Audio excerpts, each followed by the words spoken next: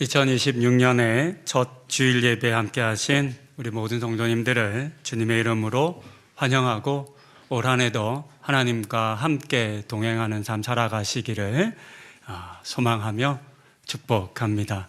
잘 오셨습니다. 우리 인사하셨겠지만 이미 많이 하셨겠지만 전후 좌우 분들에게 새해 복 많이 받으세요. 인사 한번 하시겠습니다. 네.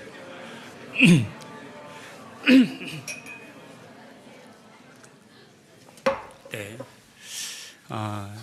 인사는 해도 계속 해야 하는 것 같아요. 미루지 않아야 할 것이 감사하는 것, 또 서로에게 복을 빌어주는 것이지 않을까 싶습니다. 올해는 우리 교회가 3년 동안 신앙 챌린지를 하려고 말씀을 드렸는데요. 지난 2년간 이어져 온 신앙 챌린지를 마무리하는 3년 차입니다. 올해 비전은 에클레시아 부르심에 응답하라 라고 하는 비전인데요. 이 비전을 담고 있는 베드로전서 2장 9절의 말씀을 여러분들과 먼저 나누고자 합니다. 본문은 우리가 부름받은 사람인 것을 알려줍니다. 우리를 밖으로 불렀다라고 하는 단어가 사용되는데요. 에클레시아라고 하는 단어입니다. 헬라어로 밖으로 그리고 부르다라는 단어가 합쳐져 밖으로 불려진 사람들이라고 하는 의미의 단어입니다. 신약 성경에서는 예수를 그리스도로 고백하는 사람들의 모임, 즉 교회를 뜻하는 단어로 사용되는 단어입니다. 우리는 이 지점에서 교회의 진정한 의미를 발견할 수 있는데요. 그것은 교회는 어떤 제도나 또는 건물이 아니라 세상 밖으로 부름받아 하나님 앞에 모인 사람들의 공동체라고 하는 것입니다. 이때 밖으로 불려져 나왔다라고 하는 표현이 갖는 중요한 의미가 있습니다. 그것은 무엇이냐면 우리는 여전히 세상 속에서 살아갑니다. 우리가 밖으로 불려져 나왔지만 세상 밖에서 세상과 다른 삶을 살아가는 건 아닙니다. 세상 속에서 살아갑니다. 그렇기 때문에 이 밖으로 우리가 불려졌다라고 하는 의미는 몸이 세상 밖으로 나갔다는 의미가 아니라 더 이상 세상의 가치관이나 또는 사고방식이나 세상의 질서에 묶여 그 속에 속하여 살아가는 존재가 아니다라고 하는 의미이겠습니다. 바울이 빌립보서 3장에서 고백한 것처럼 세상의 시민에서 하나님 나라의 시민으로 우리의 신분과 소속이 완전히 바뀌어진 모임, 그것이 바로 교회입니다. 이런 점에서 내가 교회를 선택한 것처럼 우리는 여길 수 있지만 또 다들 우리는 이렇게 생각하잖아요. 내가 너보다 하늘 교회 선택했어. 내가 어느 교회 선택했어. 내 선택으로 여겨질 수 있겠지만 하나님께서 나를 에클레시아로, 교회로 부르신 것이 우선된다라고 하는 것을 우리는 알 수 있습니다. 하나님께서 여기 있는 모든 성도님들을 먼저 교회로 부르셨습니다. 교회로의 이 놀라운 부르심의 은혜를 여러분들의 한 해 동안 살아가는 삶에 흔들리지 않는 정체성으로 붙잡으시기를 권면드립니다. 여러분은 교회로 부르심을 받은 분들이십니다. 다음으로 본문은 부르심에는 반드시 응답이 있어야 함을 알려줍니다. 9절의 하반절은 우리를 세상 밖으로 부르신 목적을 밝혀주는데요. 그것은 하나님의 아름다운 덕을 선포하는 것입니다. 하나님께서는 우리를 에클레시아로 부르셨을 때 너희만 좋으면 돼, 너희끼리 좋아 라고 부르신 것이 아니었습니다. 에클레시아는 그렇기 때문에 단순히 우리끼리의 모임에 만족해서는 안 됩니다.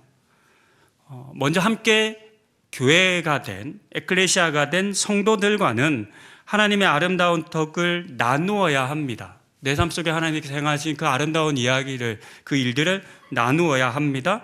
또 서로 격려해야 합니다. 삶의 어려움을 당하고 있는 이들, 고난 중에 있는 이들에게 우리 하나님의 아름다운 덕에 대해서 선포해 주어야 합니다. 그 다음에는 각 사람에게 허락하실 삶의 자리에서 하나님의 아름다운 덕을 선포하셔야 합니다. 이것이 응답하는 삶이라 할 수 있습니다. 그렇기 때문에 우리는 스스로에게 나는 부르심을 받았는가? 라고 질문해서는 안 됩니다. 이미 우리는 다 부르심을 받은 자들입니다. 이 자리에 우리가 있다라고 하는 것이 이미 그것을 증명합니다. 그렇기 때문에 나는 그 부르심에 어떻게 응답하고 살아가고 있는가라고 스스로에게 질문해야 합니다. 그리고 이 답은 하나님을 향한 우리의 태도를 통해서 표현되어져야 합니다. 내가 편한 방식이 아니라 하나님이 부르신 방향으로 나는 지금 살아가고 있는지, 상황을 핑계로 응답을 미루거나 또는 그 응답이 나에게 유익인지 아닌지, 이익이 되는지, 손해질을 따져서 손해가 되면 응답하지 않고 나한테 이익이 되면 응답하는 그런 모습으로 살아가고 있는 것은 아닌지를 스스로 돌아보아야 합니다. 무엇보다 하나님의 부르심에 아브라함과 모세와 이사야 등 구약에 있었던 모든 이들이 내가 여기 있습니다 라고 응답했던 것처럼 구약 성경에 기록된 믿음의 선조들의 이야기를 읽다 보면 한 가지의 공통점을 발견할 수 있는데 그것은 무엇이냐면 하나님이 부르셨을 때 응답했다는 겁니다. 그렇죠? 다윗도 그렇고 사사들도 그렇고 여러 선지자들도 마찬가지입니다. 그렇게 내가 여기 있습니다 라고 응답했던 것처럼 성도님들께서도 자원하는 마음으로 기쁨으로 하나님의 부르심에 응답하실 수 있기를 권면드립니다. 그렇다면 우리는 구체적으로 어떻게 응답해야 할까요? 응답의 내용과 방법은 참 다양할 것입니다. 또 각자 개인에 따라 다를 수도 있겠죠. 그 많은 응답들 중에 교회는 올 한 해 동안 3가지 모습으로의 부르심에 대한 응답에 반응하고자 합니다. 첫 번째는 예배자로 응답하는 것입니다. 예배는 교회로 부름받은 사람들의 가장 우선되는 가치입니다. 하나님께서는 예배받기 원하시는 분이시며 우리를 예배하는 존재로 창조하셨습니다. 그런 점에서 예배는 우리 삶의 정체성이 되어야만 합니다. 또한 예배는 나의 어떤 감정을 만족시키는 시간 또는 그 예배를 지켜보고 바라보며 소비하는 또는 평가하는 그런 시간이 아니라 그저 하나님 앞에 머무는 시간입니다. 예배가 은혜로워야 한다라고 하는 것을 타인에게 맡기시면 안 됩니다. 예배 순서에 맡기셔도 안 되고 저와 같은 한계가 있는 하나님의 말씀을 온전히 다 전할 수 없는 그런 인간에게 맡기시면 안 됩니다.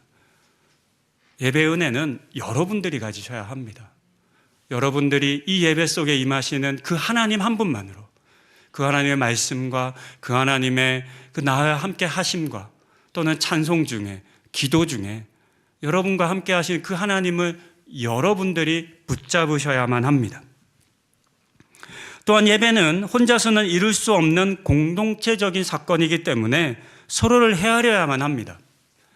여러분, 하나님과의 관계는 계속 반복해서 말씀드리지만 나와 하나님과의 관계 속에서 끝나지 않습니다. 만약에 그것이 온전한 예배였다면 마태복음에서 하나님 앞에 제사 드리러 나올 때 이웃과 불화한 것이 있으면 돌아가서 화해하라는 얘기 안 하셨겠죠.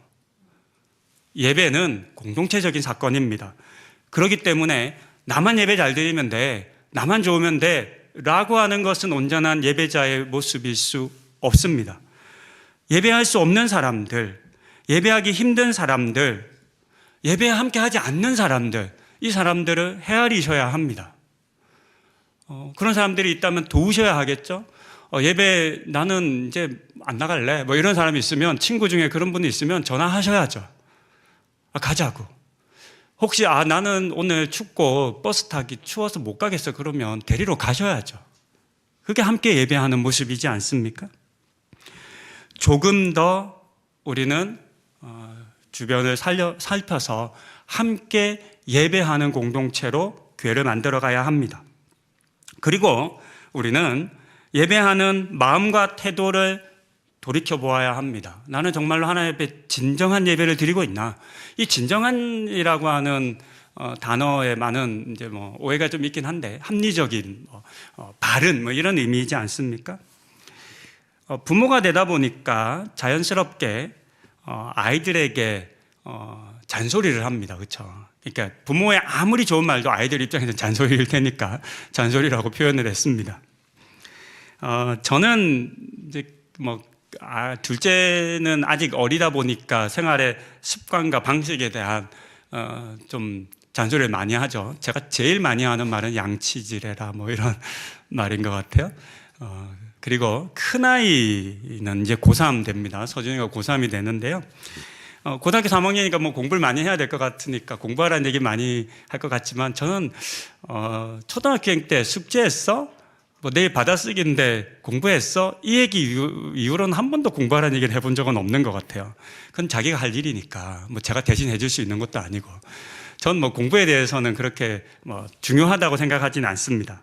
잘하면 감사한 거고 그렇지 않다 하더라도 하나님께서 우리 아이에 대한 하나님의 뜻과 계획이 있을 거니까 그것으로 인도하실 거라고 믿고 기도하는 거죠.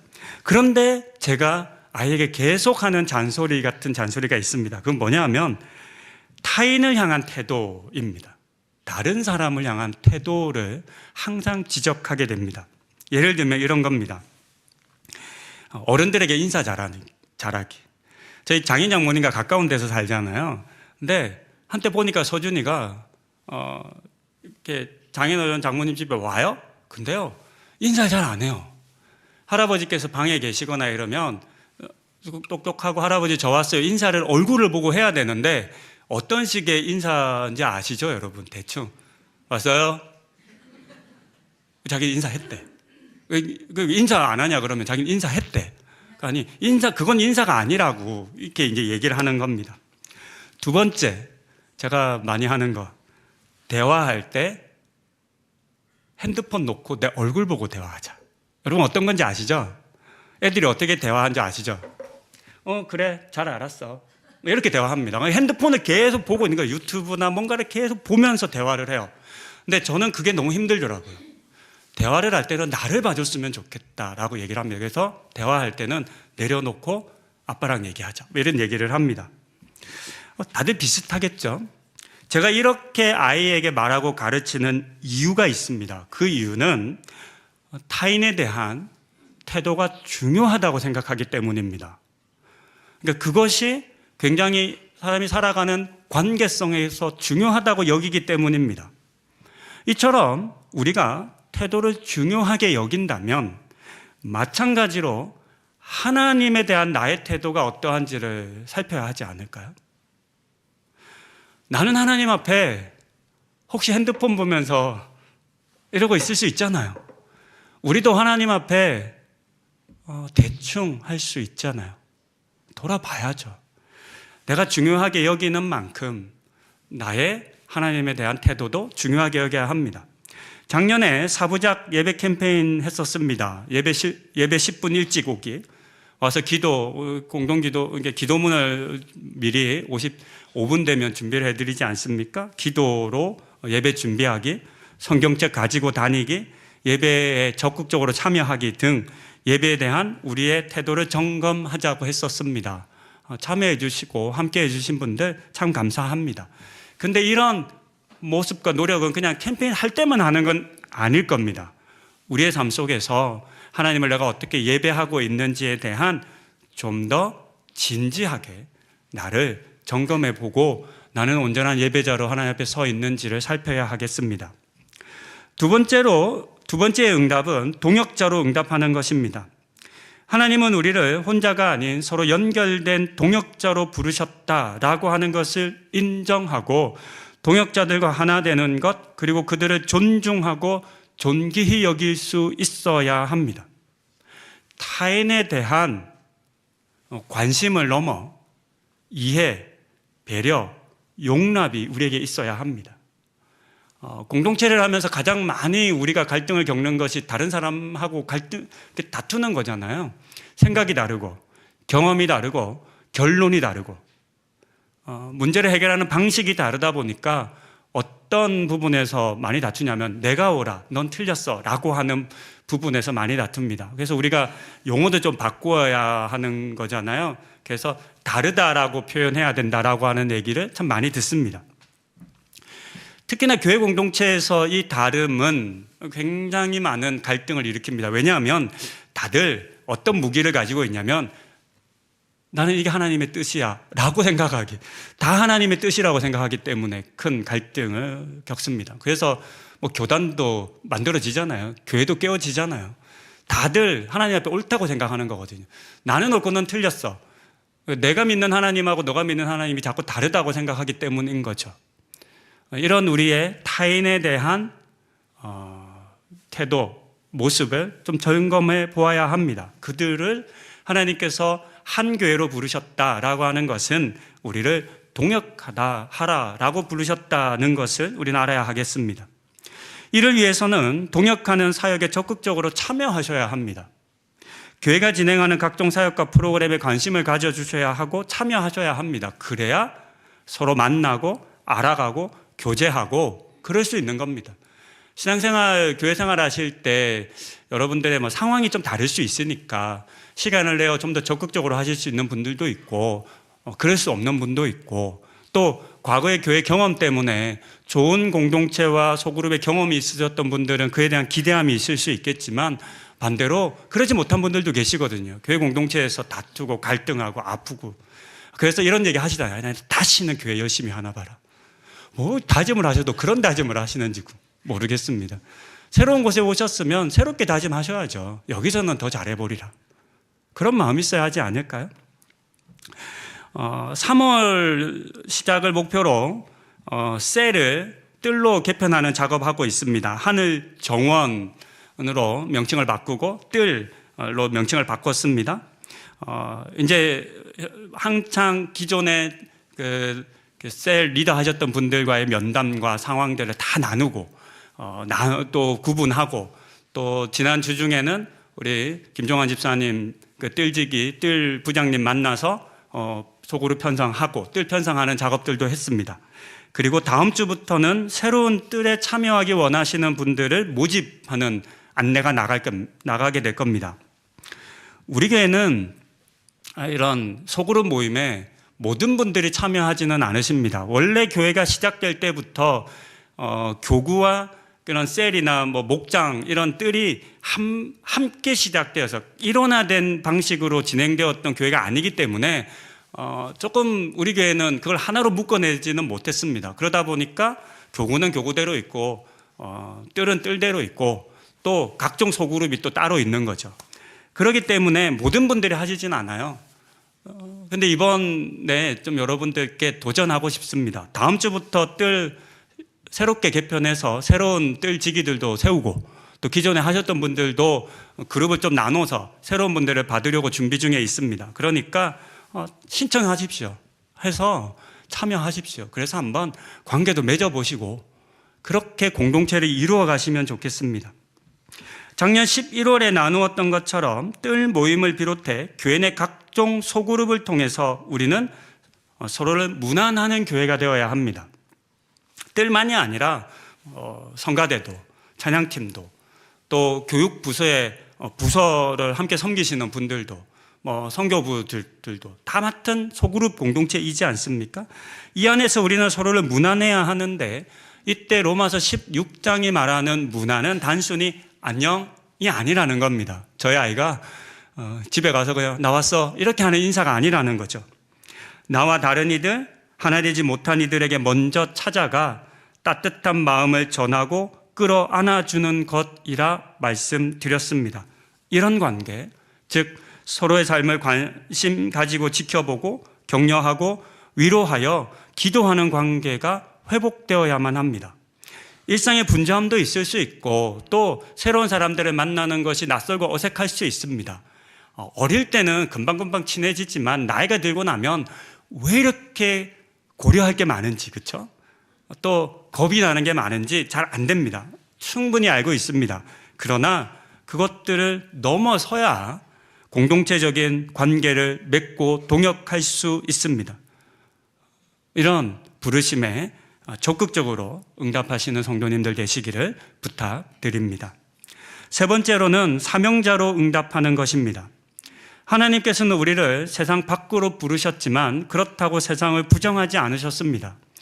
오히려 요한복음 3장 16절에서 들려주신 것처럼 세상을 이처럼 사랑하사 독생자를 주셨다라고 말하며 세상을 구원하기 원하셨습니다. 이 같은 하나님의 마음을 품고 세상을 향해 나아가는 사람들이 우리들이며 또한 우리가 모인 교회입니다. 그렇기에 우리의 신앙은 교회 안에만 머물러서는 안 됩니다. 하나님께서 사랑하시는 세상을 회복하는 일에 참여해야 합니다. 소외되고 고통받는 이웃의 이야기에 귀 기울이고 불편함을 감수하더라도 실제적인 도움을 주어야 합니다. 창조세계를 돌보는 책임을 다하며 환경을 파괴하는 편리함을 거부하는 방식으로 내가 살아가는 마을과 사회와 국가의 현안에 관심을 가지고 개선하는 일에 참여하는 모습으로 복음을 알지도 듣지도 못한 이들에게는 선교의 발걸음으로 나아가야 합니다. 이와 같은 사회적 책임으로 응답하는 우리가 되어야 하겠습니다. 물론 교회를 섬기는 일에도 우리는 적극적으로 참여해야 합니다. 교회는 몇몇 열심 있는 사람들로만 운영될 수 없습니다. 그렇게 되어서도 안 됩니다. 사도행전 6장과 에베소서 4장에 기록된 것처럼 교회에는 여러 다양한 부르심이 있습니다. 그리고 각자의 부르심의 모습도 다릅니다. 교회는 이 같은 다름으로 지체를 이루고 머리이신 예수 그리스도와 연결되어 한 몸이 되어간다라는 것이 성경이 우리에게 가르치는 교회의 모습입니다. 이렇게 온전한 교회를 이루는 사명에도 여러분들은 기쁘게 응답하실 수 있어야 합니다.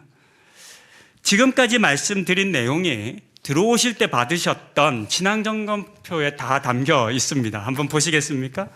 혹시 못 받으신 분 손 드시면 저희 사역자들 안내 전해드리겠습니다. 높이 손 드시면 이렇게 전해드릴게요. 네, 여기 앞에 있습니다. 성가대에. 그리고 먼저 한의엽 집사님 안 받으셨대요? 네, 못 받으신 분들 주변에 말씀하시면 제가 나눠드리겠습니다. 그리고 간단하게 볼펜 체크할 일이 있으니까 볼펜 없으신 분들 손 들어주시면 볼펜도 나눠드리도록 하겠습니다. 함께 짧은 시간이지만 이 신앙점검표 함께 점검하는 시간 갖도록 하겠습니다. 볼펜 없으신 분들 손 들어주시면 전해드릴게요. 네, 앞에 여기 왼쪽 앞에 볼펜 없으신 분 있습니다. 권사님 여기 서희조 권사님 앞에 있으세요.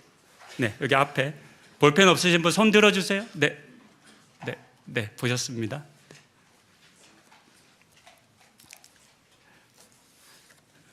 이제 3년째 하시니까 내용은 잘 아실 것 같고요. 신앙 챌린지 부르심에 응답하라 라고 하는 방금 설교에 나누었던 내용들이 다 여기 있습니다. 함께 서로 좀 같은 내용으로 묶어서 준비해 보았습니다. 읽어보셔서 올 한 해 동안 우리 교회가 어떤 비전으로 함께 달려가기 원하는지, 성도님들과 함께 하기 원하는지 읽어보시면 좋겠습니다. 그리고 하단에 보면 높은 하늘교회의 사역 목표라고 해서 예배자로의 부름, 동역자로의 부르심, 그리고 사명자로의 부르심에 대한 예를 들어 두었습니다. 이런 예들을 좀 읽어보시면서 나는 어떤 부분을 또 잘하고 있는지 또 어떤 부분이 부족한지도 한번 생각해 보시면 좋겠습니다. 그렇게 앞부분 보시고요. 이제 뒷면 넘어가 있습니다. 하트 모양으로 있는 여러 글씨들이 있는 작년에 보셨는데요. 우리 교회와 관련된 단어들로 만든 워드 클라우드 형태인데요. 첫 번째 하실 일은 작년에 내가 참여했다, 열심히 했다, 나 나름 잘한 것 같아 라고 하는 부분에는 V체크 해주시면 됩니다. 내가 작년 한 해 동안 이거 열심히 했어, 참여했지, 함께했지 라고 하는 것을 V체크 해보십시오. 그러면 여러분이 얼마나 많은 부르심에 응답하셨는지를 알 수 있을 겁니다. 여러분이 하셨던 것들, 참여하셨던 것들 이렇게 V체크 하시면 됩니다.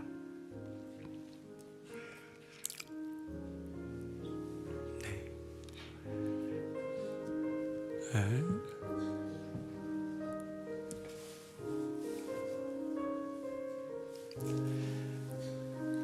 작년에 하셨던 거 V체크고요. 그리고 이미 마치신 분들은 올해 이제 2026년 맞아서 부르심에 응답하고 싶은 부분이 있잖아요. 내가 이것 좀 오래 잘해보고 싶어 라고 하는 부분들을 동그라미 하시면 됩니다. 구분하는 거죠. 작년에 했던 건 V체크고요. 올 한해 내가 마음을 좀 먹고 싶은 것들, 이루고 싶은 것들을 동그라미로 한번 표현해 보시겠습니다. 하늘정원 참여하고 싶다, 뜰 모임 하고 싶다 그러면 거기다가 동그라미 치시면 되겠죠? 또 좀 봉사하고 싶은 부서가 있다면 거기도 동그라미 치셔도 좋겠고요. 나 주일 예배 절대 안 빠져야지 라고 하면 왼쪽 높자 위에 오국 밑에 있는 주일 예배에 동그라미 한번 쳐보시는 것도 방법이겠습니다. 그렇게 올 한 해 내가 이 부분에 좀 더 집중하고 싶다, 좀 더 섬기고 싶다, 참여하고 싶다 라고 하는 부분들 찾으셔서 동그라미 하시면 되겠습니다.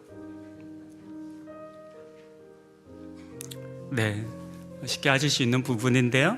이제 하단 빈칸으로 한번 눈을 이동해 보겠습니다. 이렇게 기록하고 있습니다. 이제 중요한 질문은 나는 부르심을 받았는가가 아니라 그 부르심에 어떻게 응답하며 살아가고 있는가입니다.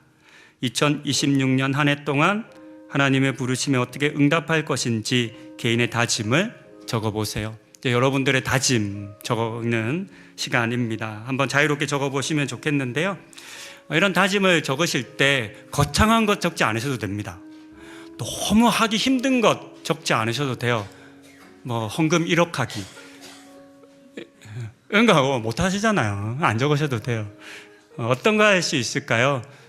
나름 좀 욕심내실 만한 것들, 주일 예배 참석하기, 빠지지 않기, 당장 하실 수 있는 거 있습니다. 이런 거 하실 때 그 하반기 목표 정하시면 힘들어요. 다 까먹어요. 그래서 당장 하실 수 있는 거, 내일부터 하실 수 있는 거, 특별 새벽 기도에 빠지지 않기, 아니면 특별 새벽 기도에 하루라도 참여하기. 그렇죠? 뜰 모임 참여하기, 어떤 부서 참여하기. 또 사회적으로 또 할 수 있습니다. 여러분들 하실 수 있는 일들이 있겠죠? 일회용품 사용 줄이기. 이것도 응답입니다. 그렇죠? 우리가 또 이제 사순절 되면 또 하게 될 텐데요. 우리의 환경을 위한 일이지 않습니까? 또 이런 것도 있겠죠. 장 보러 갈 때 바구니 들고 다니기. 그리고 요즘 새벽 배송 많이 시키는데 박스 말고 다회용 용기 사용하기. 이런 것들 다 참여이고 응답입니다. 또 이것도 있으면 좋겠습니다. 친구, 교회 잘 안 나오는 친구 또는 이런 친구들에게 연락해서 교회 가자 그러기. 또는 아까도 설교 때 얘기해 드린 것처럼 전 교회 가기가 너무 힘들어요. 버스 타고 다니기. 차로 픽업 한두 번 해주기. 이런 거죠. 매주 하라는 얘기 말씀 못 드립니다. 그러나 어떤 때 그래도 오늘은 내가 한번 갈게, 같이 가자 이렇게 말해주는 거죠. 이 모든 것들이 응답입니다. 응답이 크고 거창한 거 아닙니다. 당장 하실 수 있는 1년에 한 번도 괜찮습니다.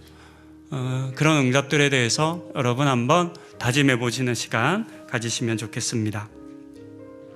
오늘 적으시고 가급적이면 오늘 적는 게 좋겠죠. 그러나 또 이번 한 주 동안 하나님의 부르심에 대한 나의 응답이 무엇인지를 생각해 보시고 또 기도하시면 좋겠습니다. 그렇게 각자의 다짐들 기록하시고 한 해 동안 보시면서 이거 냉장고에 자석 있으시죠? 붙여놓고 내가 이 다짐 했었지, 내가 이렇게 응답하기로 했었지 라고 생각하시면서 하나님 앞에 응답하는 2026년을 살아가시는 우리 성도님들 다 되시기를 권면드립니다.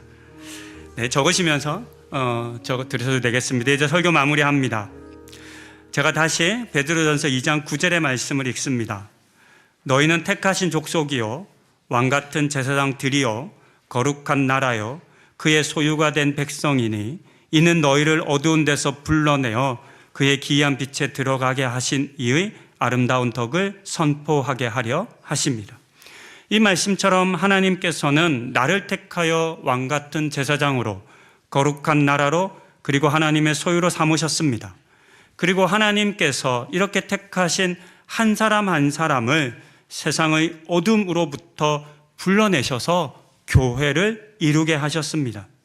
이 같은 하나님의 부르심을 기억하고 감사하는 우리가 되어야 합니다. 그리고 이 부르심은 우리만을 위한 것, 나만을 위한 것이 아님을 깨달아 각자의 모양과 방식으로 응답하며 하나님의 아름다운 덕을 이웃들에게, 동역자들에게, 그리고 세상에 선포하시는 2026년 새해가 되시는 우리 성도님들 다 되시기를 소망합니다. 아멘. 이제 함께 기도하기 원합니다. 오늘은 공동기도문으로 기도하는 날입니다. 매월 첫째 주 공동기도문으로 우리 함께 기도하기 원하는데요. 1월의 공동기도문으로 함께 기도합니다.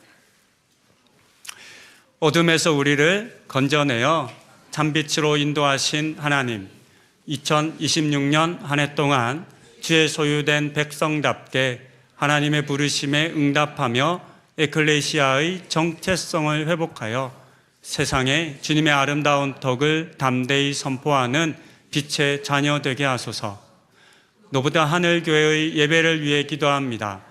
우리의 예배가 신령과 진정으로 드리는 참된 예배가 되게 하셔서 모두의 마음에 하나님께서 주시는 기쁨과 소망이 충만하게 하소서. 5일부터 시작되는 특별 새벽 기도회를 통해 말씀 앞에 다시 서게 하시고 기도로 삶의 방향을 바로 세워 주님의 부르심을 깊이 생각하며 응답하게 하소서. 하루하루 드려지는 삶의 예배 가운데 주님과 동행하며 든든히 세워지는 교회 되게 하소서. 하늘교회 성도들을 위해 기도합니다. 자람터 자녀들에게 은총을 더하셔서 새해에도 예수님과 동행하는 복을 누리게 하시고 말씀 안에서 믿음이 자라나며 삶의 모든 순간에 하나님을 신뢰하게 하소서. 청소년부 수련회와 소년부 성경학교 가운데 함께 하셔서 참여하는 모두에게 은혜의 시간이 되게 하소서.